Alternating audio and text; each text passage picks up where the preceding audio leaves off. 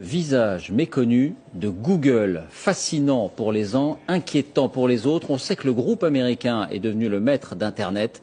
Ce qu'on sait moins, c'est qu'il est aussi en train d'investir massivement dans le futur de l'humanité. De quoi s'agit-il?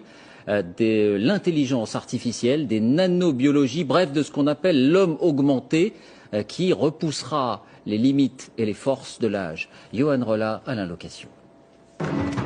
Pour le commun des mortels, c'est un simple moteur de recherche.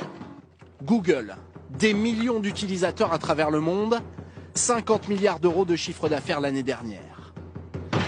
Mais ce géant américain affiche désormais une ambition bien au-delà des limites d'Internet, faire reculer notre propre mort. Et voici sa nouvelle recrue qui pourrait faire toute la différence, Ray Kurzweil. Un visage largement méconnu en France, une célébrité de l'autre côté de l'Atlantique. Vous êtes comme une rockstar? Il n'est pas comme, c'est une rockstar. Un ingénieur dont les prédictions déplacent les foules, car sa vision du futur est pour le moins surprenante. Voici par exemple un globule rouge robotisé, 1000 fois plus puissant que sa version biologique. Cela ressemble à de la science-fiction. Et pourtant, selon cet homme, ces robots minuscules apparaîtront dans quelques années à peine.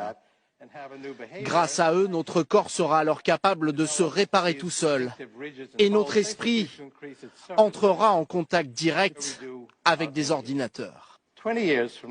Dans 20 ans, notre cerveau sera directement relié à un cerveau synthétique virtuel et notre pensée deviendra un mélange de pensée biologique et non biologique. Un corps robotisé. Une conscience reprogrammée pour devenir immortelle. Les incroyables prophéties de cet homme alimentent désormais de folles rumeurs. Vous allez voir, il va y avoir du changement. Sur les intentions de son employeur.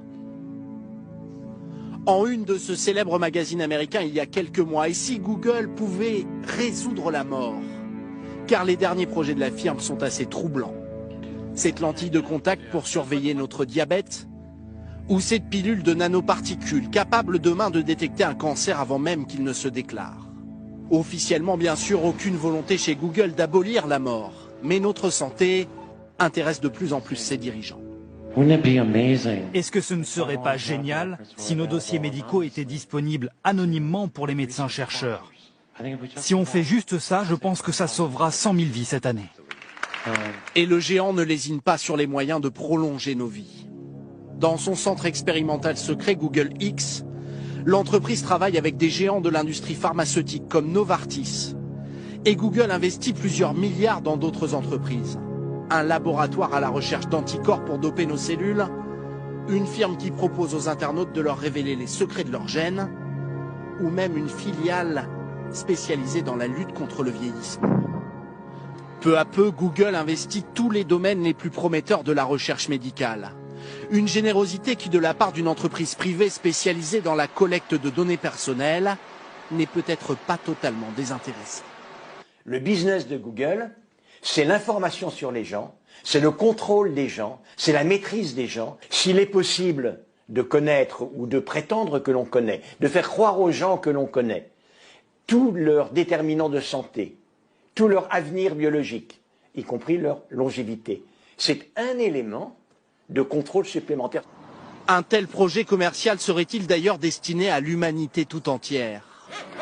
Ces organes artificiels, ces prothèses de dernière génération accessibles à tous ou à une poignée de privilégiés. Comme les dirigeants de Google, le docteur Laurent Alexandre en est persuadé. Certains hommes vivront bientôt plusieurs siècles. Mais ce spécialiste de la médecine de demain se méfie des promesses de vie éternelle qui accompagnent ces progrès de la science. La science est en train de quitter la science. Elle est en train d'organiser la politique. Les gens de la Silicon Valley veulent être les vrais politiciens du XXIe siècle, c'est-à-dire les gens qui prennent les décisions sur l'avenir de l'humanité. Il y a un gros risque avec ces technologies, c'est que l'homme soit pris d'un sentiment de toute puissance, qu'il se prenne pour Dieu et qu'il réorganise complètement le fonctionnement de nos vies au détriment du sens de notre vie. Des promesses qui, pour l'heure, font seulement recette dans les cinémas. Et Mr. Nobody sera bientôt le dernier homme sur Terre à mourir de mort naturelle. Ce film imaginait par exemple l'extinction du dernier être humain mortel dans 80 ans seulement. Voilà qui nous amène à l'ouverture à Las Vegas du salon annuel des hautes technologies. C'est le grand rendez-vous de l'électronique mondiale.